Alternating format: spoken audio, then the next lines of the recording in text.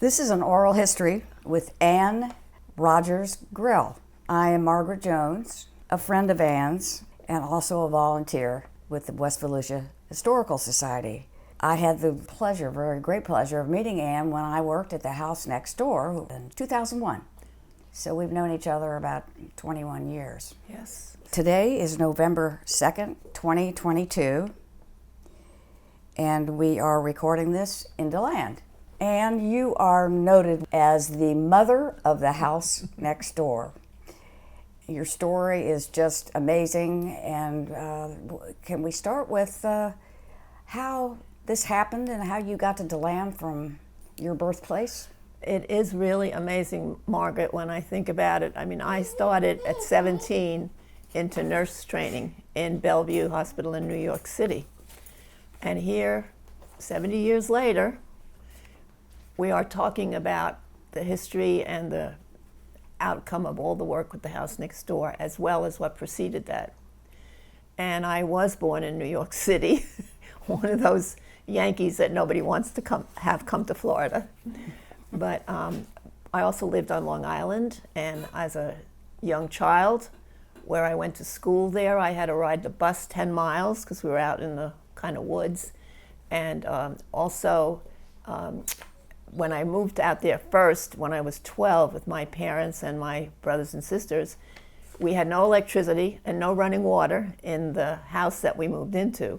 But then electricity came on and the water was installed, and it was glorious. And I spent a lot of time with my family raising chickens, planting vegetables, doing that kind of homegrown activities when you have a large family. And one of the things that my father installed in me from the beginning that I think set the course for me, he said to me, "You're the oldest and you should know better." So I think it gave me a head start on learning how to nurture and learning how to lead. When you were in high school, what were your favorite subjects? I loved maths and I loved sports. I loved field hockey the best. And I mean, I graduated to the senior team in field hockey, which was like such a thrill as a sophomore. So I really enjoyed field hockey, and to this day, I enjoy sports. And I think you and I share that love of sports. That's for sure. Well, then, how did you get to the DeLand area? It's amazing. And what year did you come? 1971. My husband was designing a possible business venture to build a destination campground in all places like Osteen. They had gotten some property. And we all took off, the 4 children, my husband and I, and we moved to Deltona, where my aunt had a house. Mm-hmm. And it all coincided with the big opening of Disney World.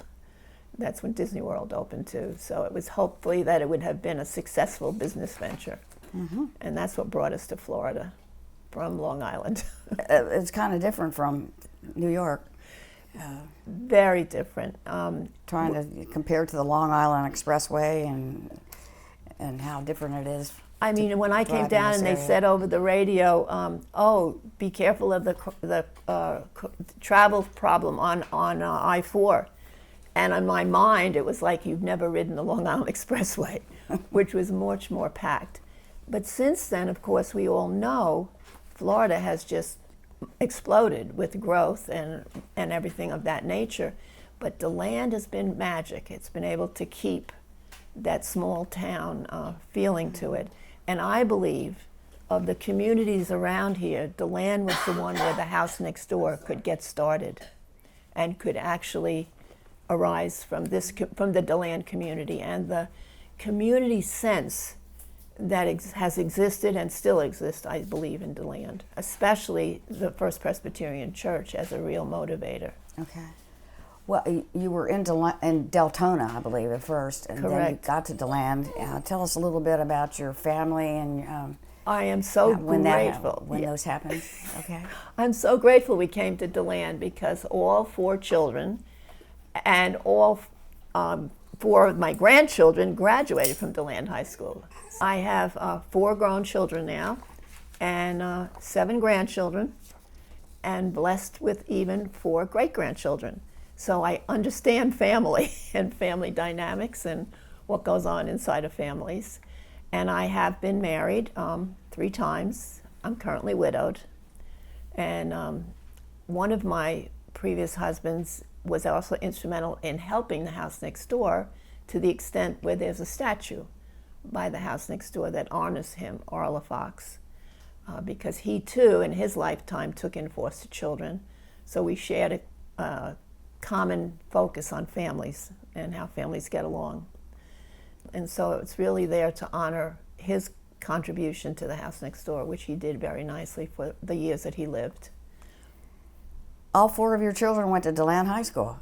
Can you believe? I mean, DeLand was our home. It was my home too, because when you move to a new place, there's nothing like the families that have kids in the sports, and you get to sit on the bleachers together and you get to have a new family from where you left, because everybody was new to me down here. But it was really great that the kids were involved. And out of that, my grandchildren even took us to higher places, because one played soccer. Ryan was the kicker and the punter for the DeLand High School football team.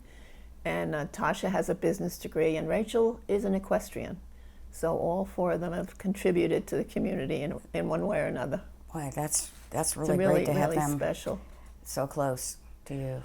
Margaret, you're absolutely that's so true. So many people's families nowadays, of course, my own brothers and sisters are spread nationwide, but it's nice to have 2 of my children here in DeLand and 2 of them in Colorado, so I can sometimes see the winter sports or the winter countryside too. So I feel grateful for that. But I love it when they come here. That reminds me of talking about the difference between coming from New York to DeLand or into Florida. You've experienced hurricanes here. Did anything ever happen to you when you were a child? In Long Island, we had occasional sort of a hurricane snowstorm. Okay. Where the snow was that high, 26, 27 inches, and Yes. kind of buried everything. But yes, hurricanes were new to us when we came to Florida. And we're lucky to have survived the most recent one. Right. Hurricane Ian. Yes. Yes. Well, let's talk about your registered nurse What got me started license. on this whole... And now we're coming to how you worked all that into being the founder of the house next door. It truly is amazing. When I first took my nurse's training, I went into hospital nursing, and there I was. And I came to DeLand. My first job was up at West Volusia Hospital, which is now known as Advent Health Hospital. And I worked there for about 1.5 years, or almost 2. And my last place of working in that hospital was in the emergency room. And I was really seriously thinking about specializing in emergency room nursing. And one of the colleagues that I worked with, her husband was involved in thinking about building a crisis center on the west side of the county. So she said to me, "Ann, you need to apply for that job." And it was like, oh, really? So I went and met with the staff, and it's ironic, in an interview situation, they had to talk me into taking the job. But the big thing about that, Margaret, was I left the comfort or the security of a hospital and stepped out into the community. And I found out what a difference that is. Hospital has all its resources right there. In the community, you have to work to bring resources and find where they are.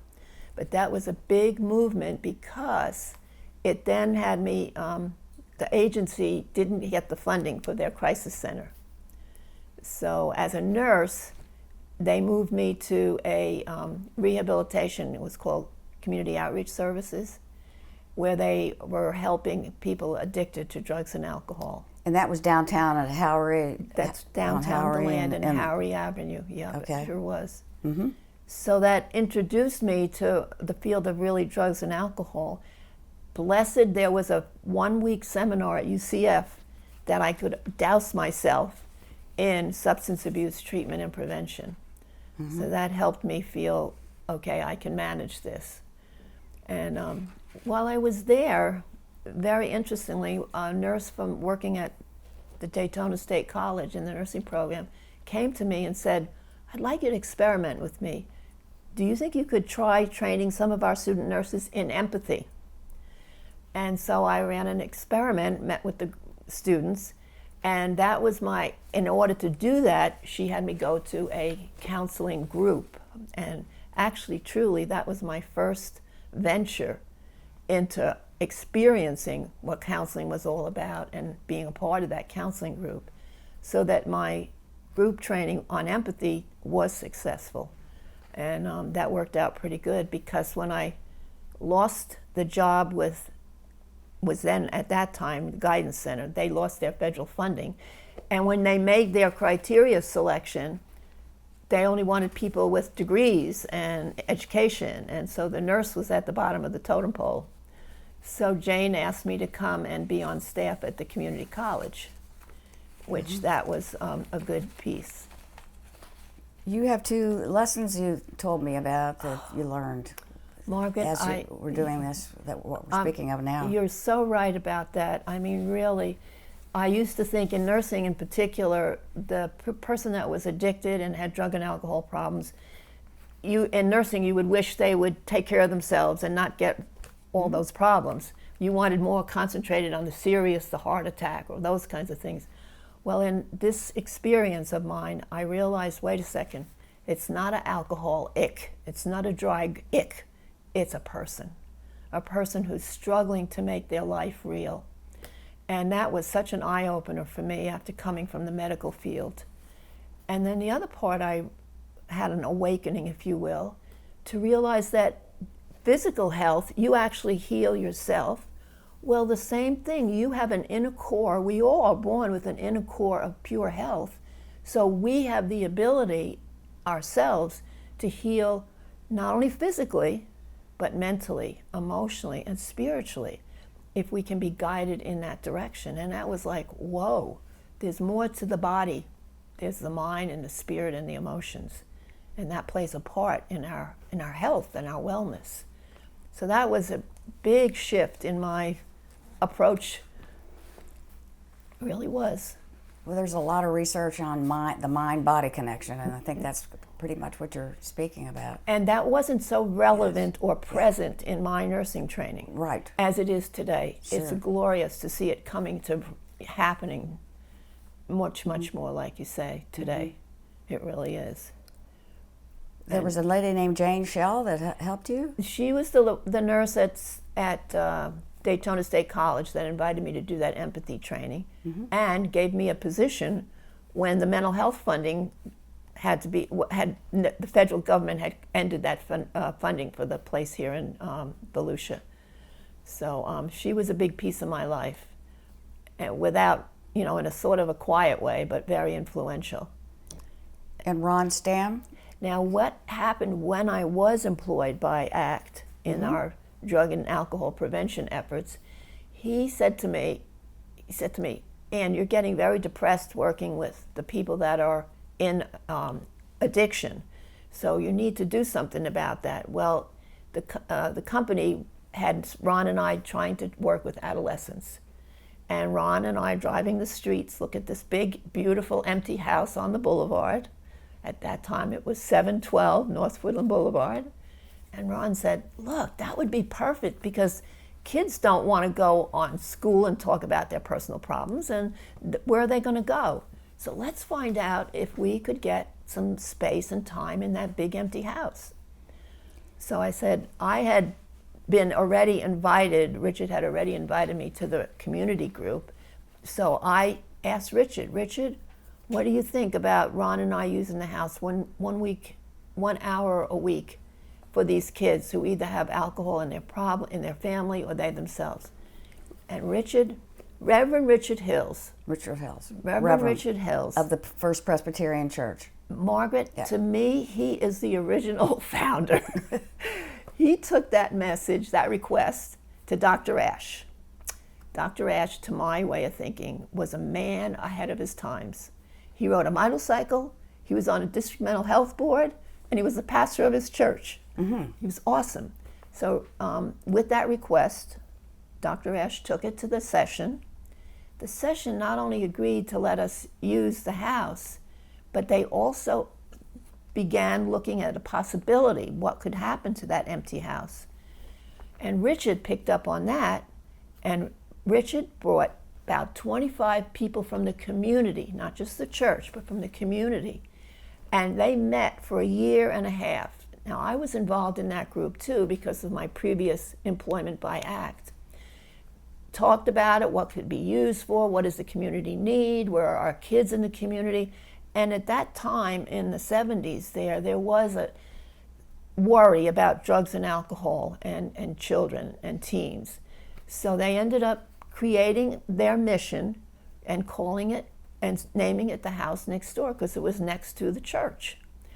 And Dr. Ash... And it was right next to the Holiday House. That's remember? exactly right. Yes. I mean, see, we had a Yes. great corner. You could go to eat at the Holiday House, you could go to the church for your spiritual needs, and you could come to the house next door for your mental health needs. Right. So we had a wonderful, nurturing corner there. And the Holiday House is now called Cook's Cafe. Yes, yes. Buffet, excuse me. That's right. Yes. It really is. And the cooks figure into the house next door quite a bit. Dr. Ash Yes. and Bob Cook were so close together in their relationship with each other. Mm-hmm. And when Dr. Ash looked at the request in that for the use of the house, and when the community agreed that it could be used this way, he went to the District Mental Health Board. First he got his session to agree to refurbish the building, which meant new roof, new windows, new painting, almost $26,000 they put in to refurbish that building. And then he took his position on the District Mental Health Board and asked for an operating budget. And so that was the first federal, state, local monies that came into the agency. And with that, they could hire me. So 1976, that was the beginning of my experience and leadership, if you will, at the house next door. And that first year, thank goodness, some other people played a part. Bunny McMahon had served as an interim director, volunteer interim director, mm-hmm. and Cindy Bloomquist, who now, at that time, was Cindy Wilkerson. She was the first administrative assistant. She was actually the first employee for the house next door. And so following in their footsteps, here I am sitting at the dining room table with a budget of $25,000. And I'm thinking to myself, Ann, what are you doing here? You're a nurse. But Cindy was marvelous. She really guided me, and so did Richard, so that we began to put together classes and workshops and seminars and all of that brought about involvement from residents in the community come to the house next door for mm-hmm. Mental health assistance. We wanted to stay away from sort of mental health stigma at that time. Mm-hmm. It's much more acceptable today, thank goodness. But mm-hmm. in those days, I'll always remember one woman saying, well, I just walked up along the side of the house so nobody would see me. And I really wished it wasn't that way. Today, it's not as bad as it was then. So Dr. Ash was the head of the First Presbyterian Church. And Reverend Hills was the associate pastor. Yes, he was. He did all the behind-the-scenes nitty-gritty work. There's always a question, what do you mean the house next door? Next door to what? So we've established that that's how it got its name. That's exactly right. It was the house. Yeah. It was called the house initially. Yes. And then when people started donating furniture and that, they'd always say, well, just bring it to the house next door.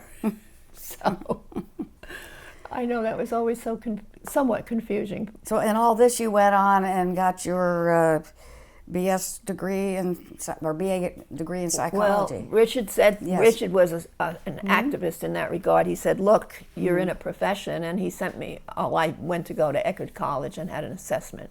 Mm-hmm. And they said, that's great, you're a great nurse, but in this field of mental health, it requires education and degrees. So for the next 10 years, I went to Daytona State College for some initial courses. Went to St. Leo's College, where I graduated in 1980 with my bachelor's. And then, lo and behold, UCF was going to have a master's degree in Daytona, which didn't stay. But I got my master's in counseling from the University of Central Florida in 1986. So for 10 years, I was executive director and I was a student. So the people I worked with were so good that way. You know, we made it work out. And then Ivan Fleischman, he's a local psychologist. I owe my life to him because for the next 2 years after I got my master's, he was willing to do my supervision that's required in the state of Florida to get your license.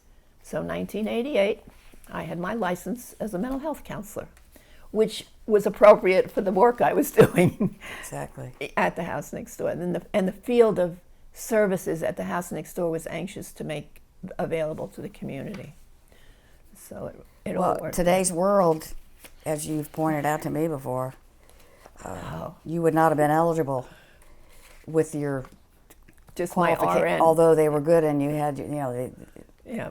evidently you had this in you and it's just coming out. You went into a different comfort zone. There you go. Beyond Beyond the comfort physical. zone, so that you had a whole lot to pick from. Yeah, beyond the physical to the mental and spiritual Yes. and emotional. It really is significant because when we were offered the funding through the local alcohol and drug abuse board, they considered awarding us the funds to open the Alpha program. And we were The Alpha program, yes. And that was right up our alley because it involved the child, the parent, and the school teacher.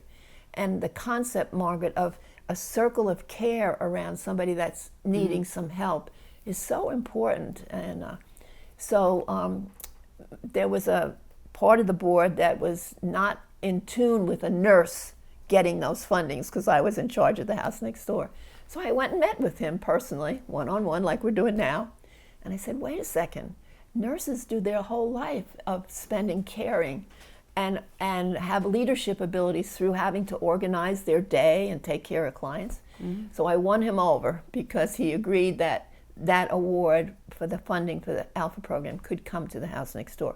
And we were really the only and main prevention agency in the county. So I'm very glad because today that program still exists, still operational after all these years.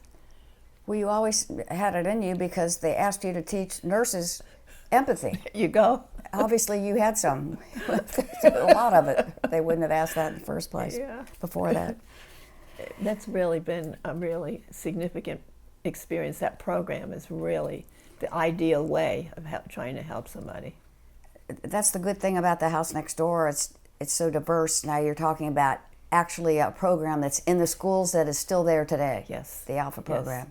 And there are some others that you started there that are still around, maybe by different names.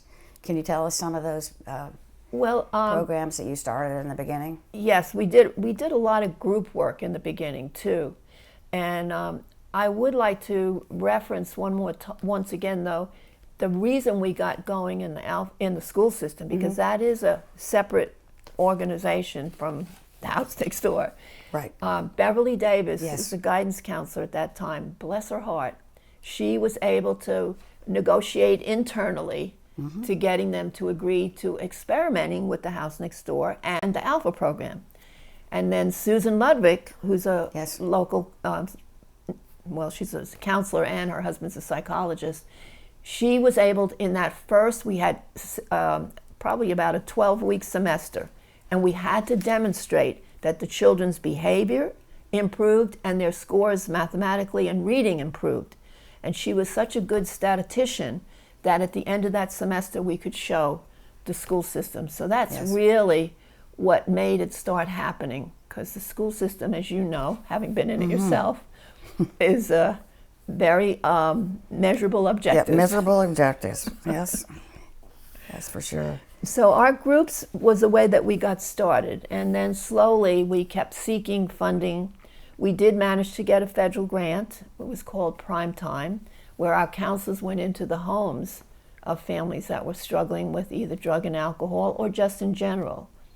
And that's a very revealing experience to me because I had this image of this father and mother, and they had 4 children, and while we counseled them in the office, I had an impression, like kind of an idea of where they lived.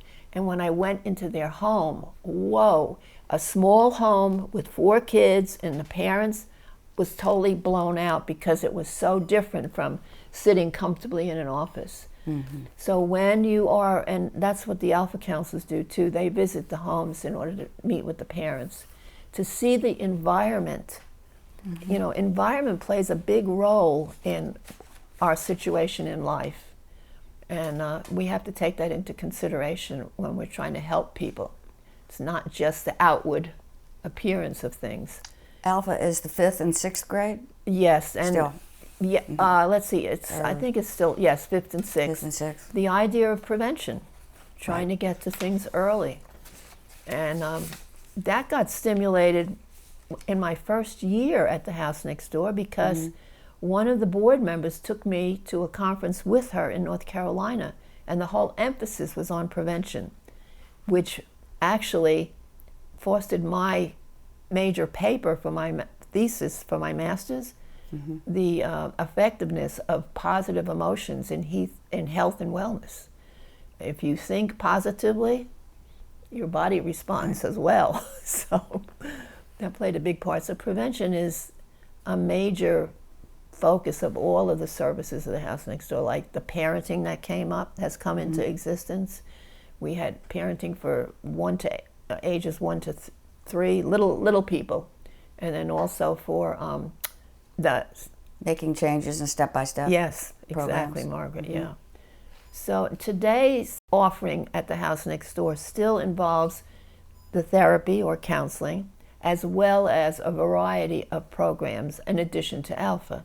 So the house next door is always on the lookout for what is available through grant writing, and sometimes the frustration of that might be that you get a good program up and running, and then the federal government or the state government or the county government says, oh, well, that's ending now. And then you have the struggle of trying to maintain those programs or look for new funding, and then the name changes. So for the community, I can understand them being confused about, well, what does the house next door do? Yeah. But the main emphasis is working with families. Anything to help the family relate to each other in a healthy way. So the house next door did expand from the house next door, actually, the There you physical, into 3 counties. Margaret, that's true. That's right. At yeah. the present time. We up in Flagler County specifically. Now we are technically a Volusia Flagler Yes. funded group, so we do have to service Flagler too. And originally licensed as a substance abuse prevention. That's correct. Okay. Way back. I don't know if it's still licensed that way or not, but that was the original one. As I yeah, remember. it allowed for the funds to flow down Yes. from the federal government to the state government to us Right. with that identity. I think maybe the Alpha was 4th and 5th. I'm just looking at my notes here. That's what You know, I was going to say something Yeah. to you because I think made a 6 mistake there, yeah. 6 has moved up into middle school now too. Yes. So that's, yes, you're right. Good for you. Well, the budget now is, Well, now, today, I suspect it's about $4.5 million to run everything. and it sounds we have like a lot of money, but going in widely. many places. And the programs are not self-referral. Some are self-referrals, some are referred to us, and I keep like I'm still working there, but Yeah, you are, Margaret. But Margaret, what you're keying in on is when you do get special funding in a program that has a restricted target, and it's not just anybody from the community. They have to meet this selected criteria, which makes it tough on the community to understand, well, why can't I get in that program? Well, you're not in that school district, or you're not having that particular problem, or whatever. And it all comes from the designing of the funding. That's why it's so valuable to have contributions and donations and gifts from the community. You know, that makes, because that money is not tied into a specific issue like that. right. That helps a lot. So it's all about the family too.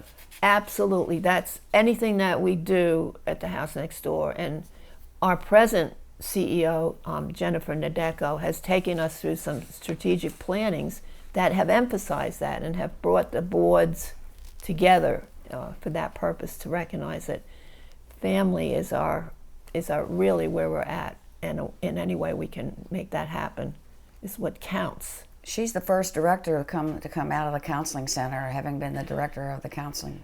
Is that correct? That is the most marvelous thing that happened, because when I was trying to work with a budget at the time, it was only $1.5 million. Mm-hmm. I needed relief from that administrative, and so Senta Gowdy came in as our CEO, and what she accomplished in her business experience was handling much more from a business standpoint, and she got us accredited with the Council of Accreditation out of New York. So that accreditation is so valuable when you go for funding from other sources then too. And yes, then Senta moved on, and Steve was there. Steve Sally was our executive director for a while. And you're absolutely right. I was so excited when Jennifer, who interned with us, left for a little while and came back, was our clinical director, and then went through the whole board interviewing process and is now our current CEO. And there couldn't be a more family-oriented person. And I think, I think that's what I appreciate the most about the House Next Door. My primary role in it was probably getting within that agency a culture of loving and caring for each other. Even if we were employees, we were a family, and we operated that way. And I think that has persisted to where people that come to work at the House Next Door generally feel valued and respected. And Jennifer has done an extraordinary job in trying to create inclusivity and diversity, because that's where we are as a society now too. We need to really get along with each other and understand, just have respect for each other. So I just She thinks a lot of you. There's no doubt about that. That's when I said you're the mother of the House Next Door. She says she was my mother when I was in the counseling department. So, yeah, she yes. That was really grand, because she carried forward the whole atmosphere and the climate culture of the House Next Door. Mm-hmm. That was what. Now Bob Cook comes into play here. Can you believe? At what time? There he is in his restaurant business. And he and Dr. Ash, good friends and all that. And then he had a building at 804 North Woodland Boulevard. And in 1999, he gifted the House Next Door and deeded that property to the House Next Door, which was the first time we had our permanent home. Because in the deed, he said, no, this can't be sold off to raise money. This is permanent. So we're forever grateful for Bob Cook and his family. I think they rented it for $1 a year or something. I have to write that up that way. Yeah, it was his business site for his holiday restaurant business. And we had some programs going on in there before, like family anger management and That's adult right. anger management. That's right, Margaret. We used downstairs. we used to hold the classes but right it is there. strictly an administrative building right now. It is. Yes. Because again, through the goodness of our community, the First Methodist Church was able to give us a home. Mm-hmm. When we lost the home at the First Presbyterian Church, we were in Dr. Ash's home for a number of years. That was the one right behind the Holiday House. That's right. Okay. Yeah. So now we do have that home. And at this point in our conversation, I guess I'd kind of summarize a little bit by saying that I'm still very much committed to the House Next Door in terms of volunteering to help with the 50th celebration coming up, and also with serving on the foundation board. And that has been a gift also. Tom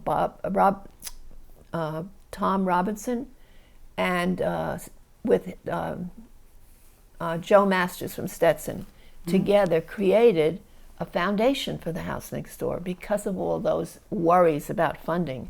Now we have what we'd call a savings account, a retirement account, so that anything that is looking seriously in danger, there is a foundation dollars. Now they are invested, and the primary goal is to keep them invested, to keep them building to the point where they can be used in some manner to keep the House Next Door stable and going at all times.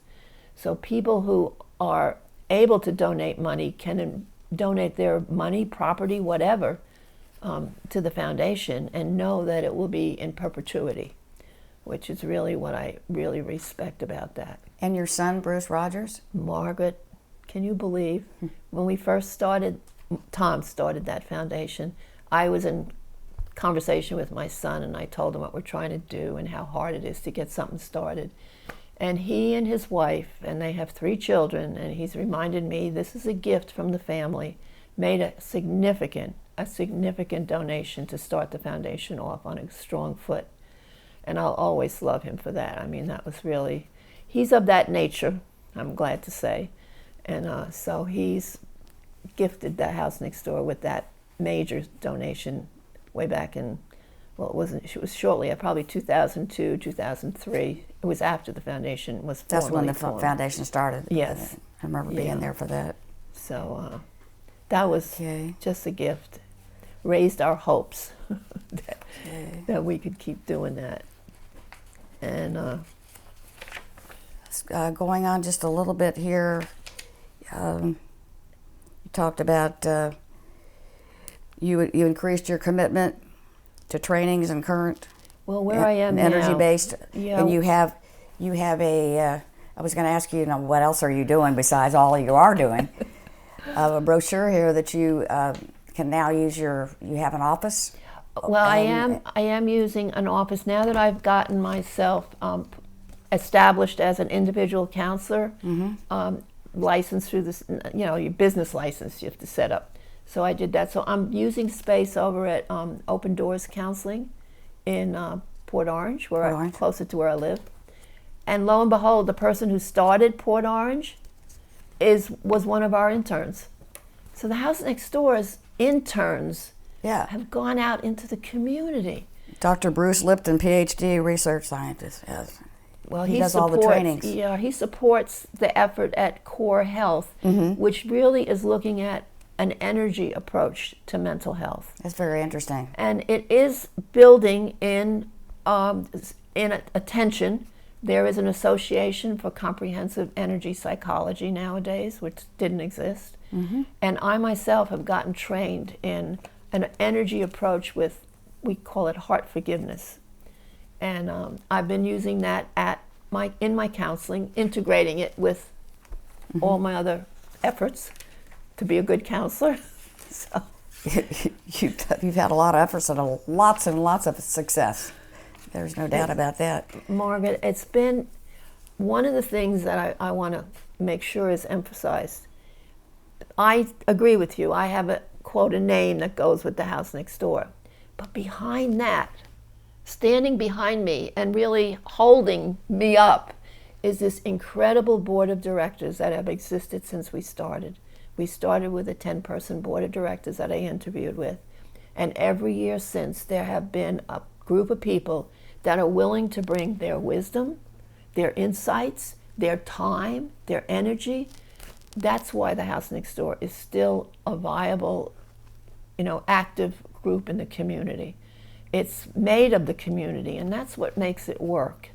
And these board members that come and stay for 6 and 8 years sometimes and give so much, that's what makes it work. An individual by themselves can't do that as well as with a board. So And you have Jen as your leader, and she knows how to get the best out of people. That's right. Right on. Right on with that. Well, here are a couple of personal questions I'd like to end with, unless there's something else that you would like to add to. I think we touched, and I included everybody. I wanted to make sure got included. I hope. I think you did. Okay. I'm pretty sure. You had some idols when you were growing up, I'll bet. What do you think about them now, or when you were a teenager? Do you have? Well, we all had our. Yeah, the one person I was aggravated with was Bobby Thompson, who hit a home run in the 9th inning against the Brooklyn Dodgers in 1953, and the Dodgers lost. You weren't a Yankee fan, were you? Nope. Coming from New York, I was a Brooklyn Dodger fan. But actually, during my teen years and that, I guess I don't really cannot call upon somebody at this point. I do remember though when I went to that first prevention conference, and by this time now I'm 40 years old, and Candace Pert worked for the Association for Mental Health in Washington, D.C., and she discovered and identified the motions and how they were affected by our molecules in our body. And I've always appreciated her leadership, her innovation, and her willing to work in an unknown field and come forth with discoveries that can help us in mental health now. She's probably gone now, right?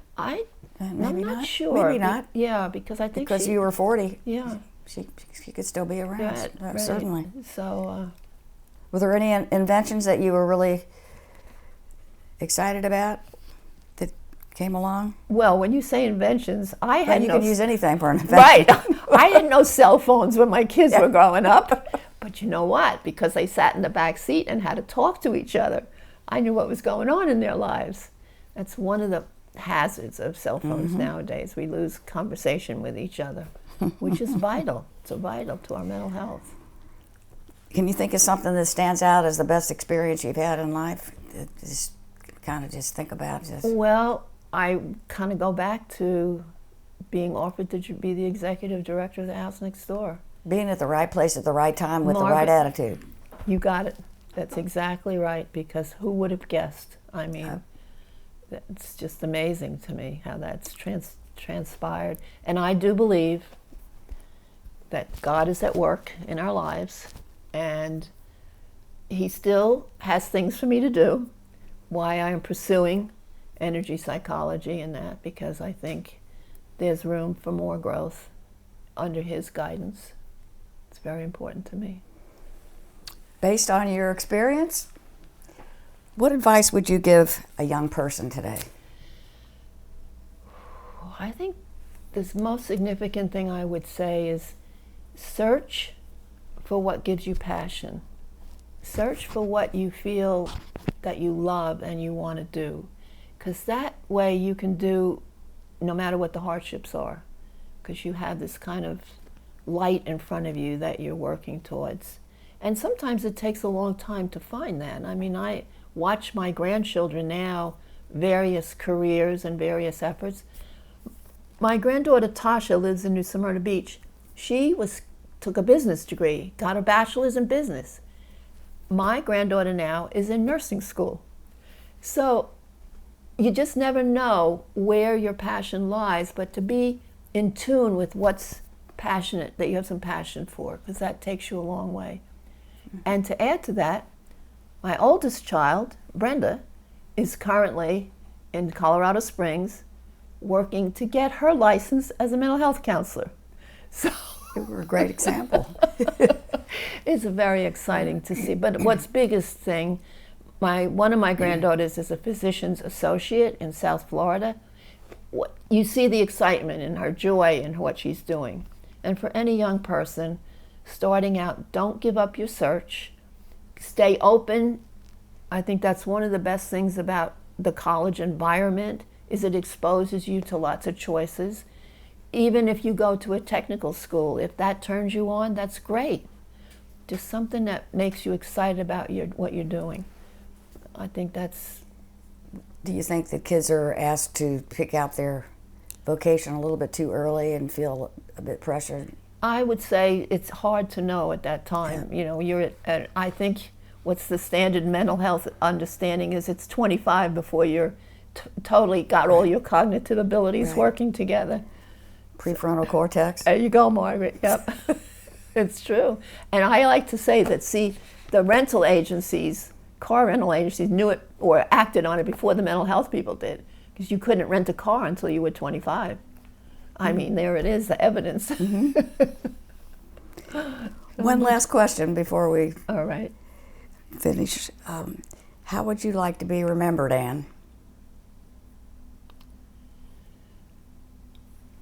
Margaret, I guess I would like to be remembered as always bringing a positive or unconditional acceptance of the people that I worked with and the people that I counseled with, that I believe that love is a powerful emotion that makes a difference in people's lives, and community is what we all need.